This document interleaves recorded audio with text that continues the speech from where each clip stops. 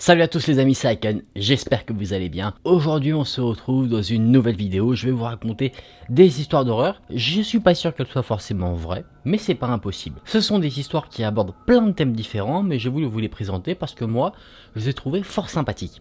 Fort sympathiques. Elles m'ont empêché de fermer l'œil quelques nuits. Mais du coup, vous avez compris ce que je voulais dire. Si la vidéo et le contenu vous plaît, n'hésitez pas à liker la vidéo, n'hésitez pas également à vous abonner à la chaîne pour être au courant de toutes les prochaines vidéos.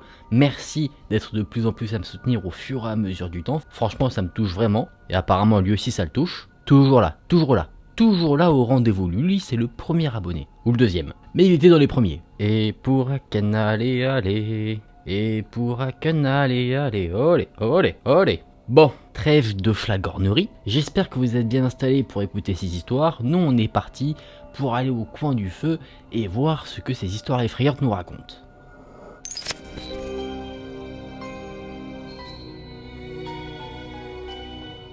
Dans cette première histoire, on va parler de dating, les dates, les RDV amoureux, un peu de love. Et pour vous raconter au mieux cette histoire, je vais vous la raconter à la première personne. Mon nom est Dasha, et je vais vous raconter une histoire concernant mon dernier petit ami. On s'est rencontrés à l'université, on s'est rentré dedans accidentellement dans un des couloirs, comme c'est étonnant, et après ça il m'a demandé d'aller boire un café avec lui. J'ai accepté, et il m'a dit que son nom était Norman. Pendant ce rendez-vous on a parlé de trucs et d'autres, rien de bien particulier, c'était une conversation totalement banale. C'était un garçon très intelligent, très intéressant et très spirituel. J'ai tout de suite été attiré par lui, et ce, pendant tout notre rendez-vous. Rien ne m'a fait détourner de ce sentiment. Norman était un garçon qui faisait très attention aux autres, pas forcément comme mes petits amis précédents. C'était un peu comme si ce mec-là venait d'une toute autre planète. Il s'intéressait sur ce que je voulais, sur ce que j'aimais, il voulait toujours combler mes besoins, mais en même temps il était très masculin, très viril.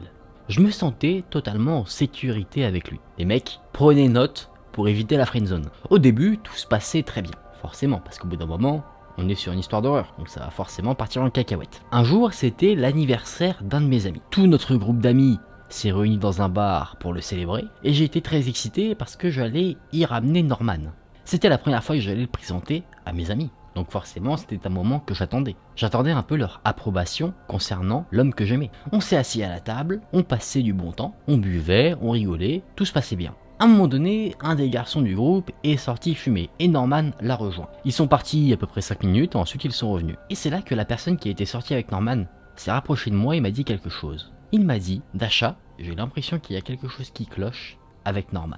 Naturellement, j'ai demandé ce qu'il entendait par là, et Simon m'a répondu que Norman avait commencé à parler de sa mère en disant des choses très étranges à son propos. Pendant qu'il en parlait, il a commencé à avoir un fou rire, quelque chose de pas naturel du tout. J'ai répondu d'un air assez étonné, Norman, tu es sûr qu'il est pas normal? Vraiment? Et bien sûr, j'ai parlé de ça à Norman, naturellement.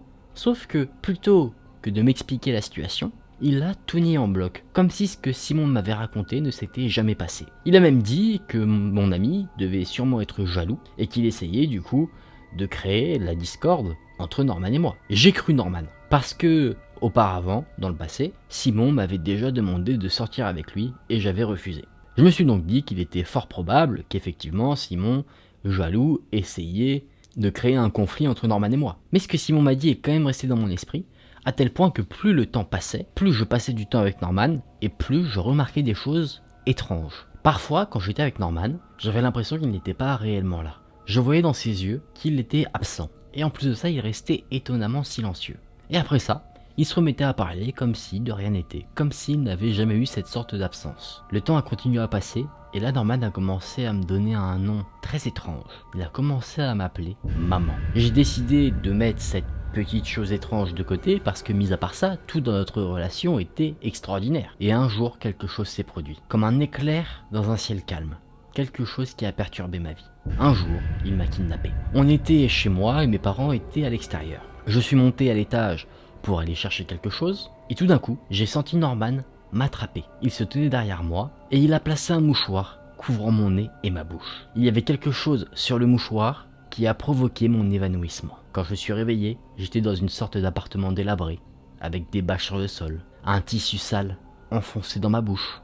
J'avais les pieds et les poings liés. J'étais attaché à un lit, et j'avais un terrible mal de tête. Norman est rentré dans la pièce, il a caressé ses lèvres avec ses doigts, et il a retiré le tissu sale de ma bouche. Immédiatement, j'ai hurlé. Je n'ai pas pu hurler bien longtemps parce que Norman m'a frappé le visage, ce qui m'a fait taire immédiatement. Juste après, il m'a dit « Comment oses-tu pleurer ?» Ma mère ne pleurait jamais. Il a détaché mes mains et avec un regard froid, il m'a dit que si jamais je tentais de m'enfuir, les choses allaient empirer sévèrement. Après m'avoir dit ça, Norman m'a totalement détaché du lit et il m'a emmené dans la cuisine de l'appartement. Il m'a assis à la table et devant moi, il a posé une assiette avec de la nourriture et il m'a ordonné de la manger. Il ne détachait pas son regard froid de moi, donc je me suis exécuté. De temps en temps, entre les bouchées, je le regardais et il ne ressemblait plus du tout à la personne que j'avais vue jusqu'à présent. Il ressemblait à un énorme psychopathe. Je me suis tout de suite interrogé, je me suis dit comment ça se fait que je n'ai pas vu de signe avant-coureur, et à un moment donné, il a fait quelque chose qui a brisé mes pensées. Il m'a souri, comme si il n'y avait rien d'anormal. Et c'est là que le silence de la pièce a été brisé par sa parole, mais avec des mots que je ne comprenais pas sur le moment. Il a dit « Comment ça s'est passé au travail, maman ?» J'ai tout de suite compris qu'il était dans un délire, qu'il était totalement fou. Ayant peur pour ma vie, j'ai décidé de jouer dans son jeu. J'ai répondu « Tout s'est bien passé », ce à quoi Norman a répondu « Oh super !» Du coup, nous partons en vacances la semaine prochaine. J'ai marmonné bien sûr, et Norman a rétorqué « Oh, quelqu'un m'a dit que tu avais un nouvel homme dans ta vie. Est-ce que c'est vrai ? Ne me dis pas que c'est vrai, tu ne me ferais pas ça, maman. » Et là, j'ai vu que dans son regard, il commençait à être de plus en plus agressif. J'ai donc dit « Non, ce n'est pas vrai. » Là, son regard a changé, il n'était plus agressif, mais comme s'il était rassuré, il a dit « Je savais que ce n'était pas vrai. On a besoin de personne d'autre. On est très bien comme ça, heureux. Juste toi et moi. » Après que j'ai eu fini de manger, il m'a emmené dans la salle de bain. Et après ça, il m'a forcé à m'allonger sur le lit, de nouveau. Et il m'a rattaché. Il a replacé le tissu sale dans ma bouche. Et c'est là que le cauchemar a commencé. De temps en temps, pendant la nuit, Norman venait me voir, il me racontait des éléments de sa vie, comment ça se passait au lycée, et moi je restais là à jouer dans son jeu, ayant peur qu'il m'arrive quelque chose. Si je ne répondais pas correctement à ce qu'il me disait, il me battait. Et j'ai été coincé dans cet appartement horrible pendant 6 jours. La pièce était toujours fermée à clé, il n'y avait pas d'horloge, donc je devais deviner quel jour il était par rapport à la lumière qui rentrait venant de l'extérieur et le rythme de la nuit. Je ne sais pas ce qu'il faisait quand il était à l'extérieur, je ne sais pas s'il travaillait, mais en tout cas à chaque fois, il me nourrissait. Parfois il me disait des choses qui me tétanisaient. Pendant de longues heures, il me disait « J'aime ma mère et je veux la rendre heureuse. Le meilleur ami d'une mère, c'est son petit garçon. » Je savais que cette situation n'allait pas durer. Mes parents et mes amis devaient sûrement s'inquiéter. Je me demandais moi s'ils avaient déjà contacté la police ou pas. Je me demandais en fait clairement si quelqu'un était actuellement en train de me rechercher. Une fois, j'ai essayé de raisonner Norman, de lui faire comprendre que je n'étais pas sa mère et que ce qu'il faisait n'était pas bien. Mais ça l'a enragé au-delà de le raisonner. Il m'a battu encore plus brutalement qu'il n'avait l'habitude de le faire. Le 6e jour, Norman s'est réveillé et il m'a dit qu'il allait sortir pour aller chercher le petit déjeuner. Je l'ai entendu quitter l'appartement et j'ai commencé à essayer de me libérer. Je pouvais bouger un petit peu ma main et les cordes avec lesquelles il m'avait attaché n'étaient pas très solides. Au bout de 20 minutes, j'ai réussi à me détacher du lit. Je me suis précipité vers la porte, mais bien sûr elle était fermée à clé. Je me suis dit que j'allais tenter de m'enfuir par la fenêtre, je me suis donc précipité et j'ai remarqué que j'étais au 5e étage. Donc compliqué de sortir de l'appartement par cette issue. Je me suis dit que, bien que je ne pouvais pas sortir par là, peut-être que je pouvais contacter quelqu'un pour que la police vienne m'aider à sortir de cet enfer. J'ai donc attrapé une chaise et je l'ai jetée sur la vitre, ce qui l'a brisée. La chaise est tombée dehors, dans la rue, elle a presque touché quelqu'un et c'est là que j'ai crié « S'il vous plaît, aidez-moi !» Il va me tuer, c'est un psychopathe. Et c'est là que je l'ai vu. Norman était dans la rue, il regardait en l'air, en ma direction, avec un sac à la main. J'ai vu son regard et j'ai tout de suite compris. À ce moment-là, précisément, il avait envie de me tuer. Mais fort heureusement, il n'était pas le seul à ce moment-là dans la rue. Des gens ont commencé à se rassembler, à regarder en l'air, et Norman a donc décidé de prendre ses jambes à son cou. 10 minutes plus tard, une voiture de police est arrivée. Les officiers de police ont réussi à pénétrer dans l'appartement où je me trouvais, et ils m'ont retrouvé. Je n'oublierai jamais le visage de mes parents quand ils m'ont revu. Les nuits qui ont suivi mon sauvetage ont été compliquées et j'ai été amené à rencontrer à de nombreuses reprises les agents de police qui m'ont dit qu'ils étaient déjà à la recherche de Norman avant qu'ils aient eu à faire face à ma situation. Ils m'ont dit qu'ils avaient entendu parler de Norman parce que c'était un jeune garçon qui était totalement obsédé par sa mère. Et 2 ans avant qu'il ne me fasse ce qu'il ne m'a fait, il a commis quelque chose d'horrible. Étant obsédé par sa mère, il n'était pas prêt à ce qu'elle voie un homme. Mais une fois, cette chose est arrivée. Sa mère a ramené un homme chez elle, où Norman vivait également, et Norman les a surpris, ensemble. Il est entré dans une rage extrême et a battu les deux à mort avec un marteau. Après cela, il s'est enfui et la police s'est mise à le rechercher activement. J'espère que la police le trouvera bientôt, parce que jusqu'à ce que ça arrive, j'ai beaucoup trop peur de sortir de chez moi. Faites attention avec qui vous sortez. Cette histoire s'arrête ici. Psychopathe, j'ai pas grand chose à dire. Très bonne histoire. Ça pourrait être totalement réel. en vrai. On n'a pas affaire à quelque chose de paranormal, on a juste affaire à un mec qui est totalement fou, qui est totalement taré.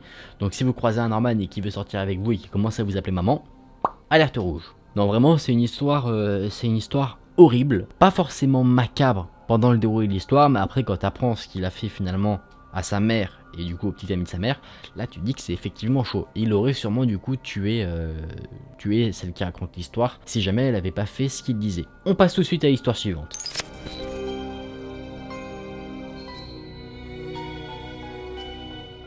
Là aussi, je vais vous raconter cette histoire à la première personne, mais là, on va faire un bond dans le temps, dans le passé. Mon grand-père vient de Russie, il est né à Leningrad, et il y a vécu pendant toute la Seconde Guerre mondiale. Quand j'étais petite avec ma sœur, il nous racontait beaucoup d'histoires concernant sa propre enfance. C'est une histoire qui m'a particulièrement traumatisé, qu'il n'a raconté qu'une seule fois, et qu'il n'a jamais voulu re-raconter ou en rediscuter. Mais cette histoire est vraie. En septembre 1941, durant la Seconde Guerre mondiale, l'armée allemande avaient encerclé la ville de Leningrad. Ils avaient bloqué tous les accès, donc personne ne pouvait y rentrer ou en sortir. Cet événement s'appelait le siège de Leningrad. Et c'était l'un des sièges les plus longs et destructeurs de toute l'histoire. Le chef des Allemands était déterminé à s'emparer de la ville et se fichait éperdument des dégâts qu'il pouvait y avoir. Son plan était simple, empêcher tout ravitaillement dans la ville. Comme ça, la population allait mourir d'elle-même. Au bout d'un an, 100 000 personnes sont mortes. Et les rues de la ville étaient littéralement remplies de corps en décomposition. À cette époque-là, mon grand-père n'avait que 6 ans. Il vivait dans un appartement proche du centre-ville, avec sa mère et ses 2 sœurs. Au début, il disait que ce n'était pas si difficile que ça, de vivre.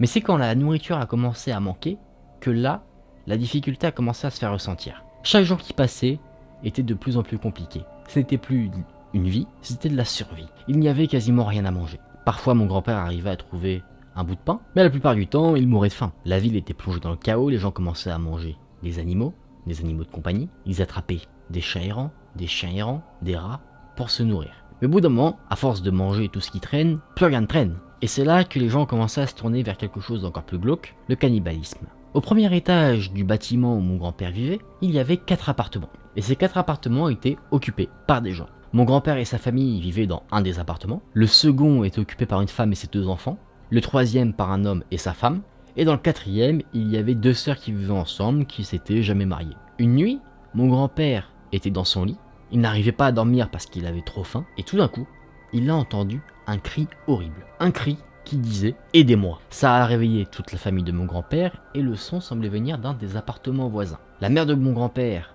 Zineda, qui était une femme très courageuse, a décidé d'aller voir ce qui se passait. Bien sûr, ses enfants n'avaient pas envie, mais elle y allait quand même. Elle a dit au cas où à ses enfants de refermer la porte à clé derrière elle, une fois qu'elle serait sortie de l'appartement. Et bien sûr, il ne devait ouvrir à personne, on sait jamais. La mère de mon grand-père était donc dans le couloir, et elle a vu que la porte d'un des appartements était ouverte. C'était l'appartement qui était occupé par la femme et ses 2 enfants. Elle s'est rapprochée doucement, elle a jeté un coup d'œil à l'intérieur, et ce qu'elle a vu, ça lui a changé la vie. Elle n'a plus jamais été la même personne entre le moment où elle a quitté l'appartement et le moment où elle y est revenue. Traumatisée, la mère de mon grand-père est rentrée chez elle.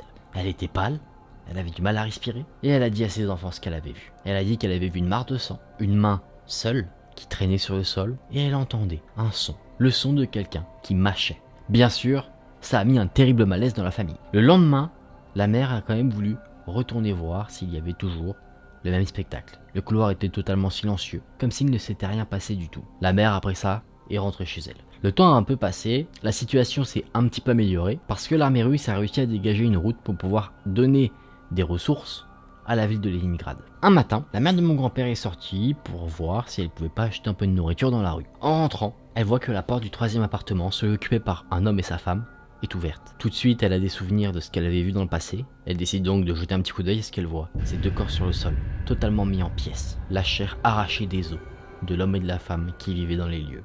Totalement dégoûtée et apeurée, elle se précipite chez elle. Et encore une fois, elle se barricade après avoir dit à ses enfants ce qu'elle a vu. Il reste quelques jours comme ça enfermés, mais au bout d'un moment, la nourriture qu'ils avaient emmagasinée commence à manquer. Il va falloir ressortir. La mère de famille décide donc, au bout d'un moment, de requitter l'appartement. Elle fait quelques pas dans le couloir, et là la porte du 4e appartement s'ouvre. C'était les 2 sœurs, célibataires, qui vivaient là. Une des sœurs est sortie, et la mère de mon grand-père a tout de suite remarqué qu'elle semblait étonnamment en forme par rapport à la situation. Vous commencez à comprendre. Tout le monde était amaigri, tout le monde était plutôt malade, mais pas elle. D'ailleurs, elle avait un peu d'embonpoint. Cette fameuse femme a souri à la mère de mon grand-père, elle a dit bonjour, et elle a commencé à marcher vers Zineda, la mère de mon grand-père. Naturellement, elle a eu une réaction un peu de protection, où elle a commencé à se reculer, aller un peu en arrière, comme si elle voulait se protéger. Pendant qu'elle recule, Zineda remarque que la seconde sœur se trouve d'une manière un peu creepy derrière celle qui s'approche d'elle, et dans sa main, elle avait une large hache. La mère de mon grand-père était tétanisée.